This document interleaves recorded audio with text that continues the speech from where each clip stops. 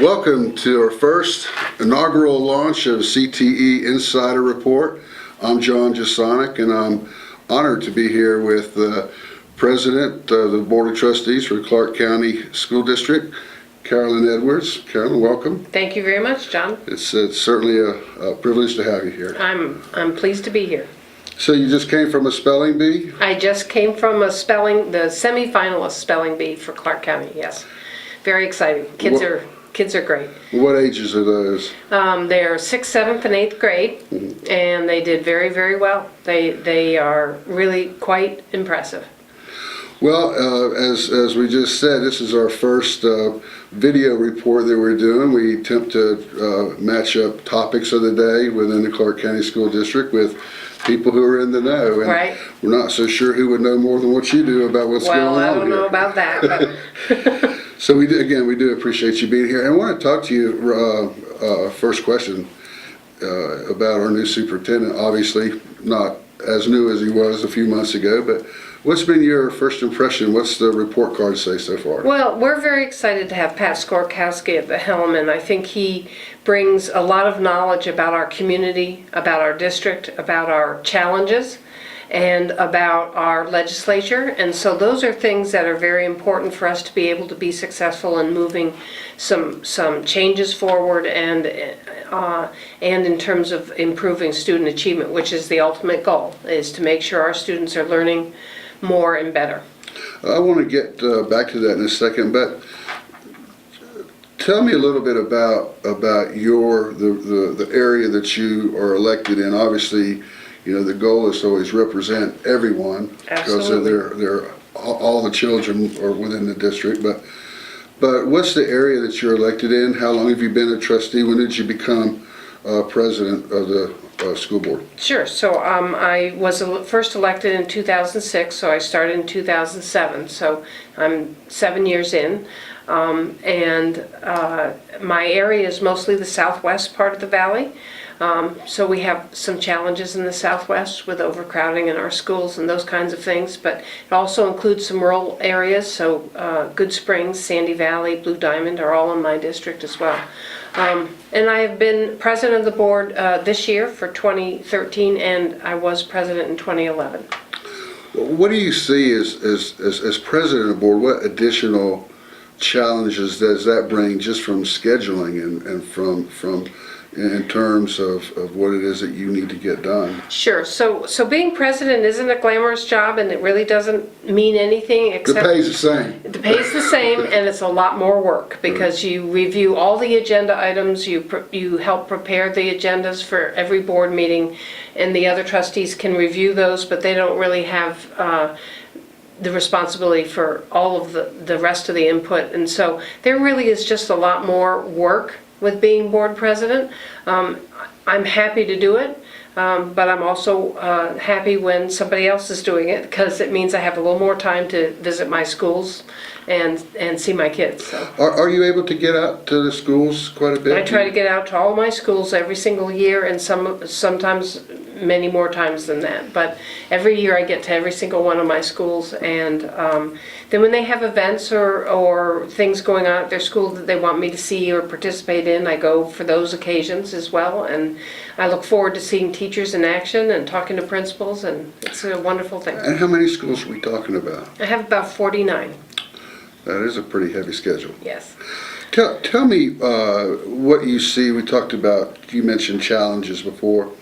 What do you see as some of the major challenges that affect the district, not only from a point of view of the district being able to conduct its business, obviously budget, those types of things, but also how they affect student achievement as you see it, and our ability to move as forward as we want to move? I think there's a number of challenges that we're facing, and the first is that the budget cuts that we endured over the last 4 or 5 years amounted to over $500 million.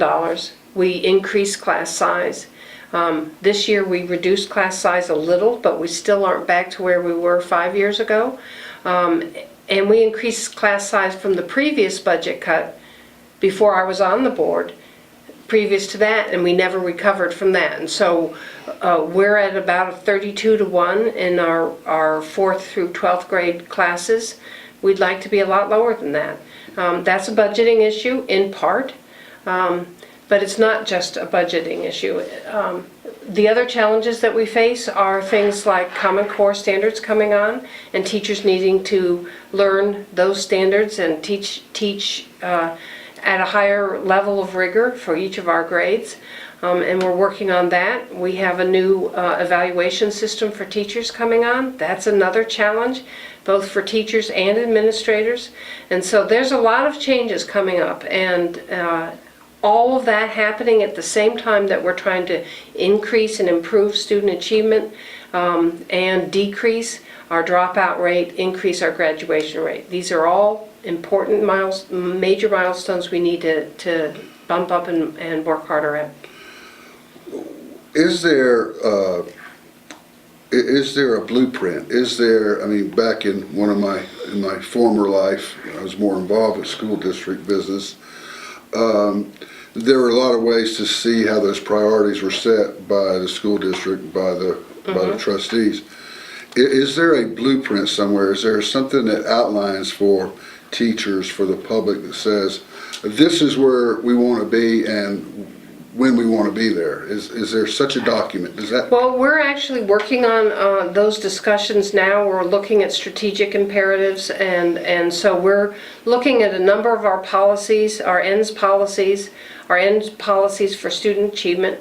We're looking at reframing how that is articulated, and so we'll have a meeting in early December to have a major discussion about all of those kinds of things, because it's time for us, I think, to have a different vision than just student achievement in terms of subjects, but in terms of every student can learn, every student has the ability to be successful, and those kinds of conversations, that it's all of our responsibilities, whether we're support staff, whether we're a teacher, whether we're an administrator. Every single one of us in the school district, including trustees, should be working on supporting student achievement. And so Superintendent Skorkowski has work streams that are aligned to those goals, and so we're trying to align our goals as well. You talked about, again, in the challenges, about every student can learn, and sometimes we worry too much about aligning what we think is realistic with what achievements are, instead of not worrying about realistic but shooting for the highest mark, which was a segue I was going to bring into the fact that recently you were part of a delegation, and I visited as well, the Ron Clark Academy in Atlanta, Georgia. One of the things when Ron Clark had come to Las Vegas, he talked about, when in his teaching, that he doesn't worry about playing to the middle, so that to try to bring lower kids up to some artificial expectation, but he shoots for the top. Right. And obviously that's paid off if you take a look at their statistics. You were part of the delegation. We now have a Ron Clark lab school in the making at Fertitta, which is one of your schools in your area. You attended what many teachers I talked to call the best staff development that they've ever been a part of. Yes. So maybe you could share a little bit about, from a trustee's point of view, what you saw, and I know your education background goes way deeper than being a trustee in your coming through the ranks. So can you talk to us a little bit about what you saw, what your impressions were, and how you think that could fit into just becoming a better classroom teacher? Well, I think one of the most impressive things about the Ron Clark Academy is the level of student engagement. And every single student in their academy is engaged, and they work very, very hard to make sure that happens. At the same time that they have the highest level of rigor. So they don't reduce rigor to engage the students, and it is exciting to see the relationships that they develop with their students, and the engagement that they get. and the level of rigor that they expect, and the children rise to. The students rise to the level of rigor expected of them. And so it's exciting to see all those pieces coming together and working well. And the other thing is the level of enthusiasm that the teachers have. There is an enthusiasm that just bursts out of those teachers, that draws that same enthusiasm out of the students. And we have teachers in our district who do that, but we have teachers who just teach their lesson plans and aren't really as attuned as they maybe could be to how to have that enthusiasm excite the students. Yeah, it seems to me that sometimes that it's been many years since I set foot as a teacher in a classroom, but we teach what we know, what we've been taught, what we've experienced, and unless you can expose people to new ways of doing things, Right. as part of, again, a plan, it seems to work better when everybody's sort of on the same page and there's a common goal. Well, and it rubs off on fellow teachers, so it's Right. very invigorating, and I think the more that you see that, it will be sort of like an infection in a school where A good infection. A good infection. It becomes more pervasive among every teacher, and the students have a different expectation of their teachers. Right. And so I just think it's very invigorating, very new. If you get to put on the vision glasses and get to see the vision for the rest of this school year, obviously it's a marathon, not a sprint, but still you want to hit goals. What would be the things that you'd like to see happen for the rest of this year? What would Carolyn Edwards, in your perfect world, what would you like to see happen? Well, there are multiple levels of that, and so at a board level, it would be for our policies to align with the strategic imperatives that we see as really significant and really important. And then as you move through the system, it would be to excite our teachers, again, re-excite them if they're not, about learning and about engaging kids and about having that high expectation and making learning fun, making learning exciting. It's not just rote. And with Common Core state standards, rote is going away. It's going to be about higher levels of thinking and all of that. And I think there's a model out there that will help us get our teachers on that page. So I'm excited. Good. It's leadership is so important. School level leadership, and the school level principals get their leadership from their supervisors and the superintendent, and then from the board. So it's very important that there not be any kind of let down at any level of that leadership, and Right. so that in the classroom teachers feel they're supported. And sort of the last question: if you as you visited schools, what have you seen in terms of morale? How would you, if you were able to, if not quantify, at least anecdotally talk about teacher morale, which I personally think is very important in terms of how it affects classroom? Well, I think morale is hugely important. I think you're absolutely correct. I think it is improving. I think we hit a low point during the budget cuts and during the arbitration and the negotiations. Things got a little tense and a little discouraging, frankly. And we can't control the money issue, which is a problem, because I think all of us on the board understand that teachers should be paid better than they are, especially our teachers who are exceptional, and hopefully we'll move towards a model that will allow us to do that. But I think morale is better in part because of the superintendent that we've hired. Pat Skorkowski has raised that level of morale. We are spending more time focusing on the importance of teachers and the importance of support staff, those frontline level people who are around our students. If you have eyes on a student, you're our most important employees.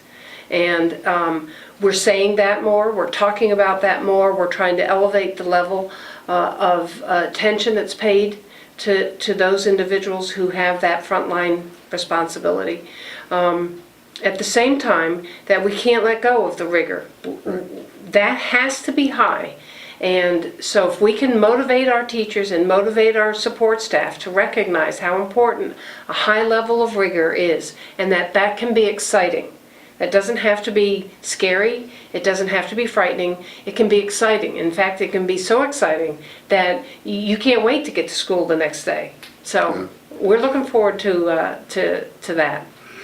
I would hope that one of the things that I'm really thrilled to have you to speak with the honesty and candor that you do. I've always believed that one of the things that teachers need, and obviously everybody likes a raise, everybody likes those things, but also to know that you're appreciated and to know that the people that you work for understand what you're doing, and to at least to know what your expectations are, what's expected of you, for that to be consistent. And unfortunately, as you have superintendent changes and leadership changes, I don't think I've ever seen a superintendent yet come in and say, you know what, we like what the other guy was doing, we want to continue that. They always bring in new stuff and new programs, and unfortunately we don't tend to put the other ones away, we just keep piling them on, and that seems to be a problem for teachers. It's something I would encourage the board as policymakers to take a look at, making sure teachers understand what's expected of them. And I really appreciate you bringing that up, because that is something that's changing, and it started under Dwight Jones. He was taking a look and looking at what programs we have that actually have a strong positive effect, a good return on investment, and the ones that don't have a good return on investment, he was eliminating. Pat Skorkowski is continuing that, and so one of the reasons we hired him is because he was willing to continue many of the things that Dwight Jones started, so that we weren't having a switch up with a new superintendent. It was going to be to continue most of the things that were already started, and he is doing that, but he is still looking at the return on investment. And if there isn't a return on investment, then we need to stop utilizing that program or utilizing that system, whatever it is, and switch to one that we do know is working. And so there's more scrutiny now being applied to the programs that we are utilizing, and if they're not being used or they're not being effective, then we're giving them up. Well, we took a position, and again, we appreciate we did an editorial in which we supported hiring Pat Skorkowski simply because of seeing him in action as a regional superintendent back in the time when that's what they called him, and the fact that we got a lot of great feedback from people who he had not only taught with, but people who he had supervised and that sort of thing, and to have some continuity, I think made a lot of sense, and I applaud the board for that hiring. Well, we're excited, and we think we made the right decision, and we're excited, and we believe he'll be here for the long term. And but the expectations are high, and that's where they should be. Sure. We appreciate you coming in. Anything you'd like to add? No, it's my pleasure to be here, John. Thank you for inviting me. Enjoyed having you. Right. We'll see you. You'll come back and visit us again. I will. Thank you very much. Thank you. Thank you.